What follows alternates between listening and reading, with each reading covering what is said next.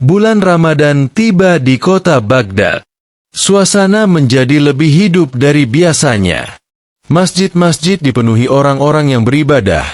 Pasar menjadi lebih ramai karena masyarakat membeli bahan makanan untuk sahur dan berbuka, serta suara anak-anak yang bermain di ganggang kecil menyemarakan malam-malam Ramadan. Namun, di tengah kehangatan bulan suci ini, ada satu hal yang membuat Raja Harun al-Rashid kesal. "Aku mendengar ada orang yang tidak berpuasa di siang hari Ramadan," seru Raja dengan wajah geram di hadapan para penasihat istana. "Benar, Baginda," kata salah satu menteri. "Ada seseorang yang dengan santai makan di depan umum, bahkan berani berkata bahwa ia tidak peduli dengan aturan agama dan kerajaan." Kurang ajar. Raja mengepalkan tangannya. Bulan suci ini harus dihormati. Orang seperti itu harus diberi pelajaran. Para penasihat mulai berbisik-bisik, mencari cara agar si pelanggar ini jera. Namun, Raja tiba-tiba tersenyum licik. "Aku tahu siapa yang bisa menyelesaikan masalah ini," katanya. Semua orang langsung paham siapa yang dimaksud. Abu Nawas. Bab 2. Misi Abu Nawas untuk menangkap si pemalas. Abu Nawas dipanggil ke istana. Seperti biasa, ia datang dengan wajah santai, seakan tidak ada masalah di dunia ini. "Baginda, kenapa aku dipanggil lagi?" tanyanya dengan senyum nakal. "Abu Nawas, aku ingin kau menyelesaikan satu perkara," kata Raja dengan serius. "Di kotaku ini, ada orang yang tidak berpuasa dan dengan sombongnya makan di depan umum. Aku ingin kau menangkapnya, tapi tidak boleh menggunakan kekerasan. Gunakan kecerdikanmu." Abu Nawas mengusap dagunya. Baiklah, Baginda. Aku akan menyelesaikan ini dalam waktu 3 hari." Raja tersenyum puas. "Bagus. Jika kau berhasil, aku akan memberimu hadiah. Tapi kalau gagal, aku akan menghukummu dengan hukuman yang berat." Abu Nawas tertawa kecil. "Baginda, seperti biasa, Anda selalu punya cara untuk membuat tantangan ini lebih menarik." Bab 3. Strategi Abu Nawas. Abu Nawas mulai menyelidiki. Setelah bertanya-tanya kepada penduduk, ia akhirnya menemukan orang yang dimaksud. Namanya Hasan si pemalas. Hasan terkenal sebagai orang yang tidak suka bekerja dan lebih senang makan dan tidur sepanjang hari. Ketika Ramadan tiba, ia tetap melakukan kebiasaannya tanpa rasa malu. "Buat apa berpuasa kalau aku bisa makan sekarang?" katanya santai sambil menikmati sepiring besar daging panggang di tengah pasar. Orang-orang menggeleng-gelengkan kepala melihat kelakuannya. Abu Nawas pun mendekatinya dengan senyum penuh rencana. "Assalamualaikum, wahai Tuan Hasan," sapa Abu Nawas ramah. Hasan menoleh. "Waalaikumsalam. Kau siapa?" "Aku hanya seorang musafir yang lapar," jawab Abu Nawas dengan nada sedih. "Aku ingin makan, tapi aku tidak punya uang." Hasan tertawa. "Haha, kasihan sekali kau. Kalau begitu, mari makan bersamaku." Abu Nawas langsung setuju. Ia makan dan minum sepuasnya bersama Hasan. Setelah selesai, Abu Nawas menepuk perutnya dengan puas. "Ah, makananmu sungguh lezat, Tuan Hasan," katanya. "Tentu saja," jawab Hasan bangga. "Aku selalu makan enak." "Bagaimana kalau besok aku yang mentraktirmu?" tawar Abu Nawas. Mata Hasan berbinar. "Benarkah? Wah, aku tidak bisa menolak tawaran gratis."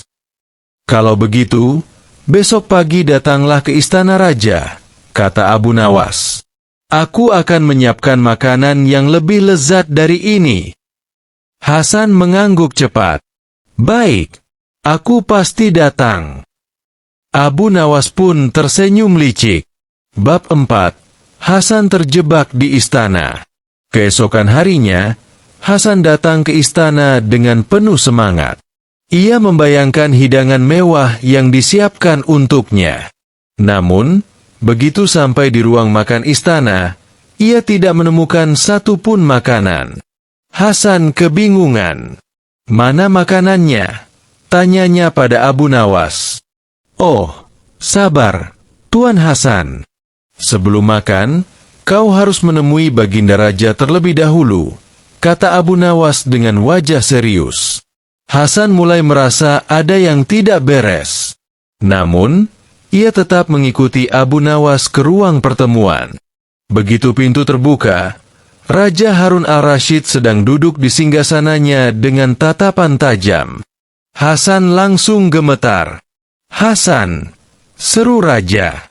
Aku mendengar kau tidak berpuasa dan makan di depan umum dengan sombong. Apa benar? Hasan terbata-bata. Ampun, Baginda. Saya hanya lapar. Lapar? Semua orang juga lapar saat berpuasa, bentak Raja. Hasan semakin ketakutan. Tapi saya tidak bisa menahan diri, Baginda. Raja menggeleng. Kalau begitu, aku punya hukuman yang adil untukmu. Apa itu, Baginda? Kau akan dimasukkan ke dalam penjara selama sebulan penuh. Hasan hampir pingsan mendengar hukuman itu. Namun, sebelum ia benar-benar roboh, Abu Nawas berbicara. Baginda, bagaimana kalau kita beri dia kesempatan kedua? Raja mengangkat alis. Apa maksudmu, Abu Nawas? Abu Nawas tersenyum. Daripada dimasukkan ke penjara, lebih baik kita tugaskan dia untuk bekerja. Hasan harus menyiapkan makanan sahur dan berbuka bagi fakir miskin sepanjang Ramadan sebagai ganti puasanya yang bolong-bolong. Raja berpikir sejenak, lalu tersenyum. Ide bagus. Hasan, mulai hari ini, kau harus melayani orang-orang miskin dengan memberi mereka makanan. Kalau kau menolak, hukuman penjara tetap berlaku. Hasan langsung mengangguk. Baik, Baginda, saya akan melakukannya. Bab 5. Hikmah dan Pelajaran. Sejak saat itu, Hasan bekerja keras menyiapkan makanan bagi orang miskin. Awalnya, ia terpaksa melakukannya, tetapi lama-kelamaan, ia mulai menyadari bahwa berbagi itu lebih nikmat daripada sekadar makan sendiri. Setelah Ramadan berakhir, Hasan berubah menjadi orang yang lebih baik. Ia mulai berpuasa dengan benar dan tidak malas-malasan lagi. Raja pun berterima kasih kepada Abu Nawas. Seperti biasa, kau menyelesaikan masalah dengan cara yang jenaka dan cerdik, kata Raja sambil tertawa. Abu Nawas hanya tersenyum. Baginda, kadang-kadang, orang perlu diberi pelajaran dengan cara yang menyenangkan agar mereka benar-benar mengerti. Bulan Ramadan telah tiba di kota Baghdad. Seluruh penduduk sibuk beribadah, menjalankan puasa, dan berburu makanan untuk berbuka. Suasana pasar menjadi ramai. Para pedagang menjajakan dagangan mereka, dari kurma, roti, daging, hingga kain-kain indah dari Persia. Namun, di balik keramaian itu, muncul berbagai keluhan dari rakyat. Ada yang mengeluh tentang harga yang melambung tinggi, ada pula yang merasa ditipu oleh pedagang curang. Kurma ini katanya kualitas terbaik, tapi mengapa rasanya asam? Keluh seorang pembeli. Timbangan ini tidak adil. Aku membayar untuk 1 kati, tapi yang kudapat lebih sedikit, seru seorang ibu rumah tangga. Keluhan demi keluhan akhirnya sampai ke telinga Raja Harun al-Rashid. Ia sangat marah karena para pedagang berani menipu rakyatnya di bulan yang suci ini. Orang-orang seperti ini harus diberi pelajaran, seru Raja. Namun, Raja tidak ingin bertindak gegabah. Ia butuh seseorang yang cerdik untuk menangani masalah ini. Maka, Ia pun memanggil Abu Nawas. Bab 2. Misi Abu Nawas untuk menyelidiki pasar. Ketika Abu Nawas tiba di istana, raja berkata, "Abu Nawas, aku mendengar keluhan rakyat tentang para pedagang curang di pasar. Aku ingin kau mencari cara untuk menyelesaikan masalah ini. Tapi ingat, jangan gunakan kekerasan. Gunakan kecerdikanmu." Abu Nawas tersenyum. "Baik, Baginda. Beri aku 3 hari untuk menyelidiki." Dengan berpakaian seperti rakyat biasa, Abu Nawas berjalan ke pasar. Ia mengamati setiap pedagang, berbicara dengan pembeli, dan mencatat semua kejanggalan yang ia temukan. Salah satu pedagang yang menarik perhatiannya adalah Tuan Jalal, seorang saudagar kaya yang terkenal licik. Ia menjual kurma berkualitas rendah dengan harga tinggi, serta menggunakan timbangan yang telah dimanipulasi. "Kurma ini dari kebun kerajaan," kata Tuan Jalal kepada seorang pembeli. Namun, Abu Nawas yang cerdik tahu bahwa itu bohong. Abu Nawas pun membeli sekantong kurma sebagai bukti.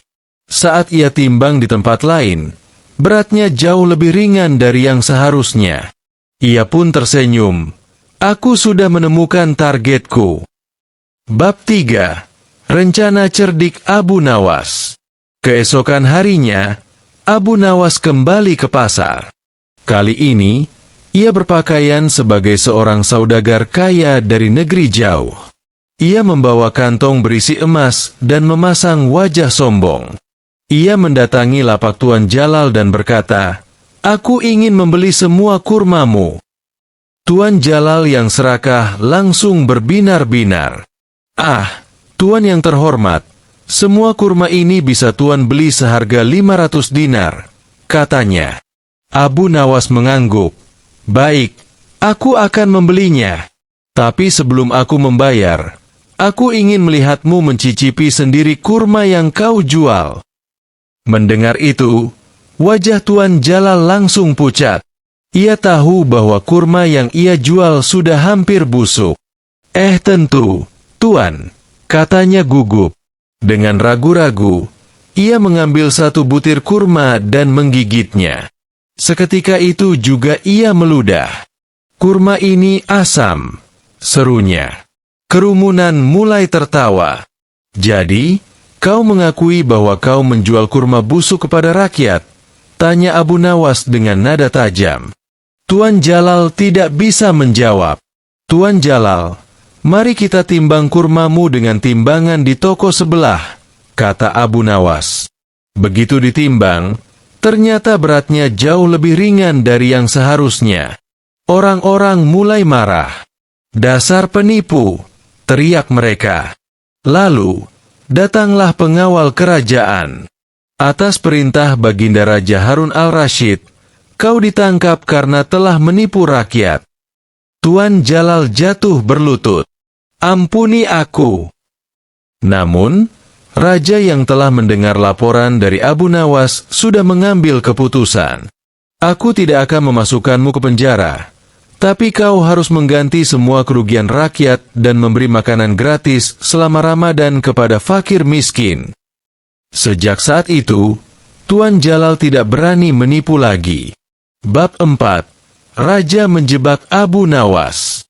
Raja sangat senang dengan keberhasilan Abu Nawas.